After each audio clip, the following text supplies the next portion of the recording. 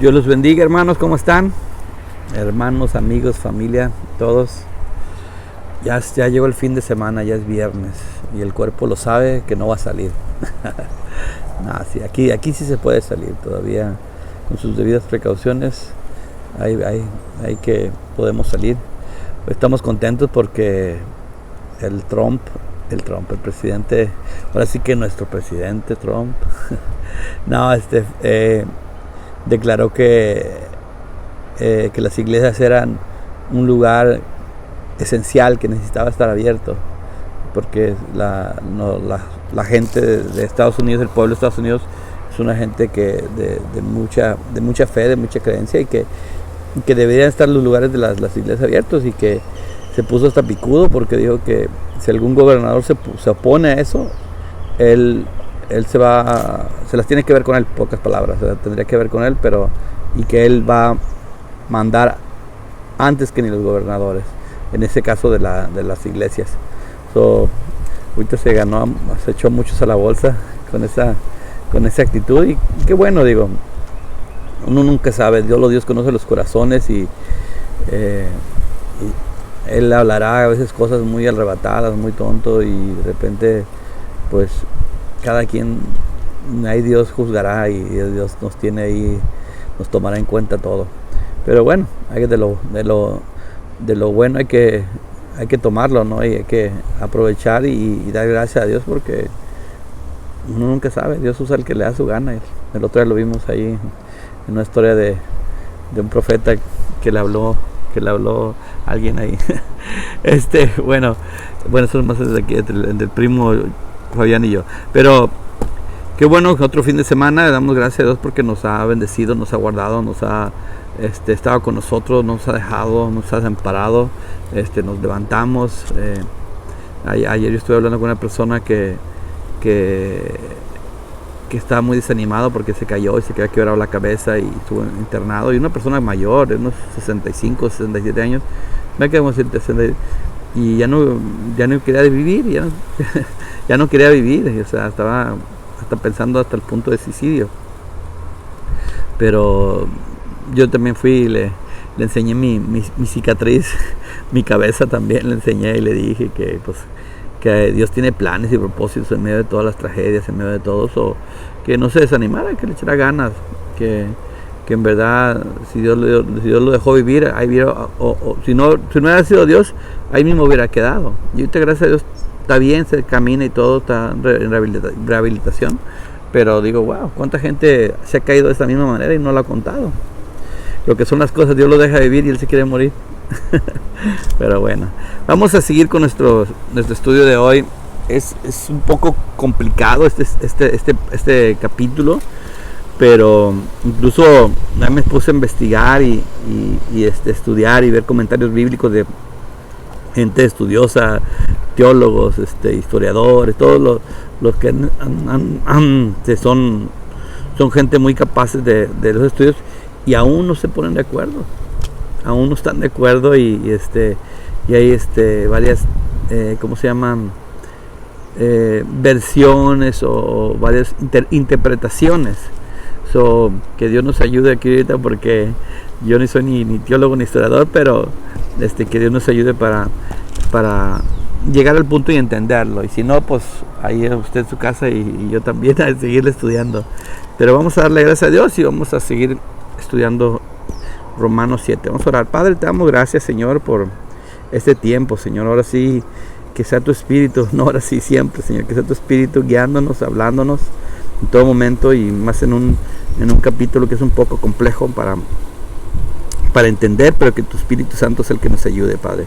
Guíenos con tu verdad, Señor. No queremos teorías, queremos verdad, y quizás tú hablándonos en el nombre de Jesús. Amén, amén. Ok, vamos a seguir Romanos 7. Hay partes que son tranquilonas, pero hay unas partes que son más complicadas. Dice: hermanos, ustedes conocen la ley y saben que la ley solamente tiene poder sobre una persona mientras esa persona vive.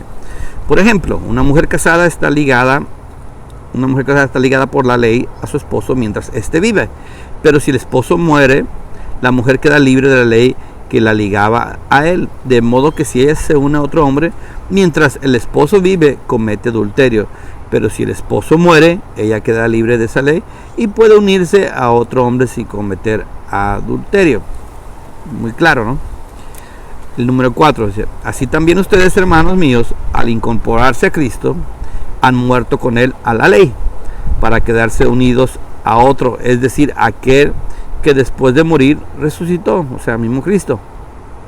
De este modo podremos dar una cosecha agradable a Dios, porque cuando vivíamos como pecadores, la ley sirvió para despertar en nuestro cuerpo los malos deseos, y lo único que cosechamos fue la muerte. Pero ahora hemos muerto a la ley que nos tenía bajo su poder, quedando así libres para servir a Dios en la nueva vida del Espíritu y no bajo la ley ya anticuada. 7 dice: ¿Vamos a decir por esto que la ley es pecado? Claro que no. Sin embargo, de no ser por la ley, yo no hubiera sabido lo que es pecado. Jamás habría sabido lo que es codiciar si la ley no hubiera dicho no codicies. Pero el pecado se aprovechó de esto y, valiéndose del propio mandamiento, despertó en mí toda clase de malos deseos. Pues mientras no hay ley, el pecado es cosa muerta. Hubo un tiempo en que sin la ley yo tenía vida, pero cuando vino el mandamiento cobró vida el pecado y yo morí. Dice: así resultó que aquel mandamiento que debía darme la vida me llevó a la muerte, porque el pecado se aprovechó del mandamiento y me engañó, y con el mismo mandamiento me dio muerte. O sea, le echa la bronca al pecado, ¿no? El pecado que habita en mí, el pecado, cuando viene la ley, como cuando le dicen a uno: no toques ahí, recién pintado, no toques. ¿Qué hace uno primero? Quiere tocar, quiere ver si es verdad está mojado, si en verdad ya no se ha secado, y quiere uno siempre romper la ley.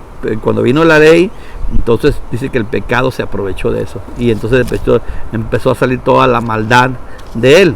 Está viendo Pablo. Dice el 12: en resumen, la ley en sí misma es santa, y el mandamiento es santo, justo y bueno. Pero entonces, ¿esto que es bueno me llevó a la muerte? Claro que no, otra vez. Lo que pasa es que el pecado, para demostrar que verdaderamente es pecado, me causó la muerte valiéndose de lo bueno. Y así, por medio del mandamiento, quedó demostrado lo terrible, malo que es el pecado. El 14, aquí viene, ya empieza lo chubidubi. Dice: sabemos que la ley es espiritual, pero yo soy débil, vendido como esclavo al pecado. No entiendo el resultado de mis acciones, pues no hago lo que quiero, y en cambio aquello que odio es precisamente lo que hago. Pero si lo que hago es lo que no quiero hacer, reconozco con ello que la ley es buena. Así que ya no soy yo quien lo hace, sino el pecado que está en mí. Porque yo sé que en mí, es decir, en mi naturaleza débil, no reside el bien. Pues aunque tengo el deseo de hacer lo bueno, no soy capaz de hacerlo. No hago lo bueno que quiero hacer, sino lo malo que no quiero hacer. Ahora bien, si hago lo que no quiero hacer, yo no soy quien lo hace, sino el pecado que está en mí. Me doy cuenta que aún queriendo hacer el bien, solamente encuentro el mal a mi alcance. En mi interior me gusta la ley de Dios, pero veo en mí algo que se opone a mi capacidad de razonar. Es la ley del pecado que está en mí y me tiene preso. Esto es tremendo, porque hay varias versiones, ¿no?, de esto. Es una versión que Pablo lo escribe él recordándose de su naturaleza anterior, de quién eras, porque vemos en el 6 que él decía que ya no es esclavo al pecado, y aquí otra vez se llama esclavo al pecado. Como que un poquito se está contradiciendo, ¿no? Hay gente que dice, de los comentarios que yo vi ahora, que dice que esto Pablo lo escribe de un punto como pecador, cuando todavía Cristo no vivía en él. Él se está acordando. Pero hay otra gente que dice que es un momento que Pablo pasó tremendo, donde falló, donde se equivocó, lo que vamos a pasar tú y yo muchas veces. Y Pablo dice: oye, esto es lo que está en mí, o sea, yo quiero, pero no puedo, pero sí, pero yo lo que no quiero, eso es lo mismo que hago, y lo que quiero hacer no lo hago. Dice, o sea, está ahí un conflicto, ¿no? Un conflicto que él tiene ahí. Y vemos que esto lo que también refleja es que Pablo en realidad su relación con Dios es tan grande, tan así que tan fuerte, que él ha visto tan grande a Dios y tan santo y tan puro, que él se mira así. O sea, me miro mal, Dios, estoy mal, te necesito, Señor. Y eso es lo que él está diciendo con esto. O sea, mis pensamientos, o sea, no quiero pensar, no quiero hacer esto, no quiero, y lo hago. So, ese es el dilema del que hablaba al principio, porque sí, es un complejo, sí se ve la frustración aquí de Pablo, la frustración, el desespero, ¿no? De que lo que no quiero, eso mismo hago. Y yo sé que en algunos momentos vamos a estar ahí nosotros, yo sé que esto es malo, y sin embargo lo estoy haciendo. ¿Por qué, Señor? Ayúdame. Y yo sé de antemano, yo creo de antemano que va a haber cosas con las que batallamos que nos lo vamos a llevar a la tumba. ¿Por qué? Porque muchas veces esas cosas que aunque nos duele y pecamos y nos equivocamos, esas cosas son las que nos mantienen cerca de Dios. Porque si yo, como hemos dicho otras veces, si yo de repente siento que ya Dios me quitó todo y estoy bien tranquilo y no pasa nada, muchas veces hasta dejaría de buscar a Dios. Pues ya, gracias a Dios, ya me limpió, ya me sanó, pues ya no ocupo. Pero a veces son las cositas, esos pensamientos, esas cosas que de repente uno no debe hacer y está haciendo, es lo que te mantiene consciente que necesitamos a Dios, que lo necesitamos. Y no es que vas a hacer cosas así como podemos pasar súper malas o cosas así, pero cuando estamos delante de Dios y conocemos a Dios, cualquier cosa es mala, cualquier cosa, o sea, estamos ofendiendo a Dios, y es lo que nosotros no queremos. Y es lo que pasa, que parece aquí que es lo que está pasando con Pablo, o si es cierto también la otra teoría de que esto Pablo lo está escribiendo desde un punto como una persona sin Dios, sin Cristo. Y pero es bien importante que nos demos cuenta que Pablo también lo pasó. Si fue en un tiempo vigente del tiempo ya de cristiano, vemos que la mayoría aprueba y confirma de que así fue, que fue un tiempo ya de creyente. Dice, o sea, nosotros no tenga pendiente, no se sienta como que ya Dios lo abandonó, ya Dios, usted ya no puede seguir a Jesús. No. Dios lo perdona. Si falla, las veces que falla, Él lo va a levantar. Pero qué tremendo aquí ver la desesperación. No sé si usted la puede sentir, la desesperación de Pablo. ¿Cómo se dice? Vamos al 24. Mira cómo se dice él. El 24 dice: desdichado de mí, ¿quién me librará del poder de la muerte que está en mi cuerpo? Porque al cuerpo le gustan muchas cosas, tiene muchos malos deseos, muchos malos placeres. El 25 me gusta, que dice: solamente Dios, a quien doy gracias, porque por medio de nuestro Señor Jesucristo. En conclusión, para terminar, yo entiendo que debo someterme a la ley de Dios, pero en mi debilidad estoy sometido a la ley del pecado. Dice, yo entiendo que debo estar sometido a la ley de Dios, yo entiendo, lo sé, pero en mi debilidad, cuando yo estoy débil, estoy sometido a la ley del pecado. ¿Y cuándo estamos débiles? Lo hemos dicho miles de veces, lo hemos dicho muchas veces. Cuando estamos débiles, cuando no buscamos de Dios, cuando no tenemos esa relación con Él, cuando no leemos su palabra, cuando no oramos, cuando no lo buscamos, entonces estás débil y te sometes, dice, a la ley del pecado. Y así es. Quieras o no, cuando estás débil, estás sometido y te estás guiando por la ley del pecado, porque tú le estás dando, ahora sí como dicen, gusto a tu carne, a tu carnita, lo que le gusta a la carnita. Estás dando gusto, entonces vives sometido a la ley del pecado. Pero qué bonito cuando dice, solamente Dios te puede librar, solamente Dios nos puede librar. Eso es Pablo al final de todo lo que dice, todo lo que dice, yo sé que solamente, y que si no, yo sé que debo obedecer la ley de Dios, pero cuando estoy débil, estoy sometido a la ley del pecado. Eso es bien importante, que por eso Pablo aquí nos insta en pocas palabras que no nos dejemos de estar débiles, no permitamos que vamos a estar, porque es difícil que te mantengas firme todo el tiempo. Va a haber un momento de distracción, un momento de quizá de duelo, quizá diferentes tipos de situaciones donde tu fe se va a debilitar. Y es por eso que nos tenemos hermanos unos con otros para ayudarnos a levantar. La Biblia nos lo ordena, dice, si alguien ve a alguien débil, ayúdenle a levantarnos, dice, y si alguien se cree firme, afírmese más, porque tarde o temprano también le va a llegar el guamazo, se va a debilitar.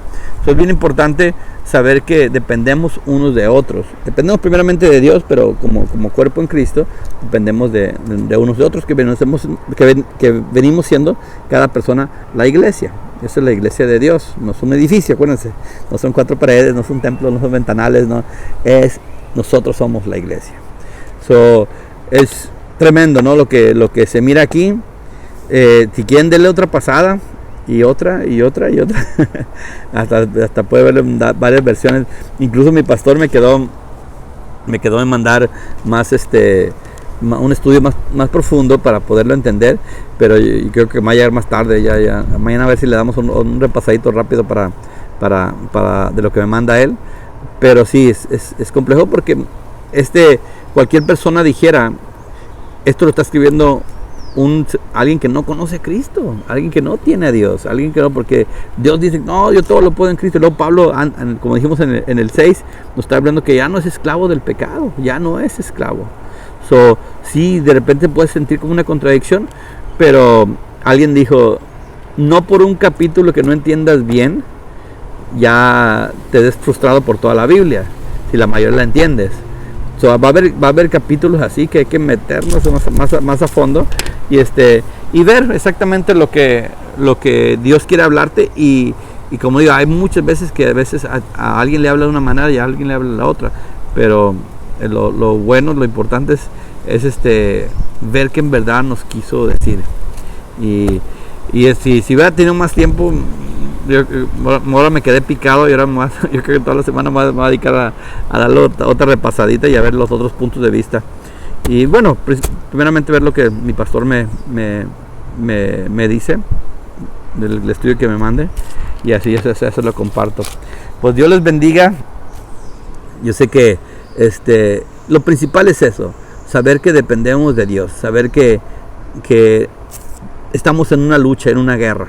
Eso sin duda, estamos en una lucha, en una guerra, y que esa guerra solamente se gana en Dios. Usted solo, yo solo no podemos. Necesitamos a Dios. Estamos en esta lucha donde está el cuerpo, está el yo, porque yo creo que la lucha más fuerte que tenemos no es el diablo, no es el mundo, somos nosotros mismos. Nosotros mismos somos los que estamos luchando, porque traemos mañas, cosas de añales. Bueno, gracias a Dios por los niños o muchachitos que entienden esto rápido y se convierten rápido y siguen a Dios rápido, pero vemos mucho que nos tomaron años para abrir los ojos, para entender.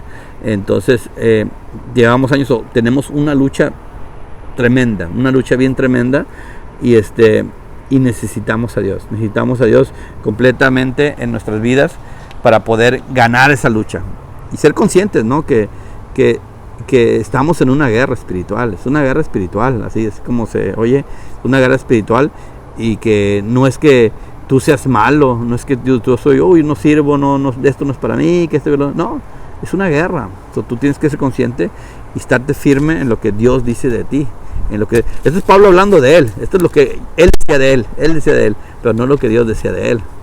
Es muy importante agarrar lo que Dios dice de ti, porque de repente tú vas a decir muchas cosas malas de ti, o puedes pensar cosas malas de ti, y eso no es cierto.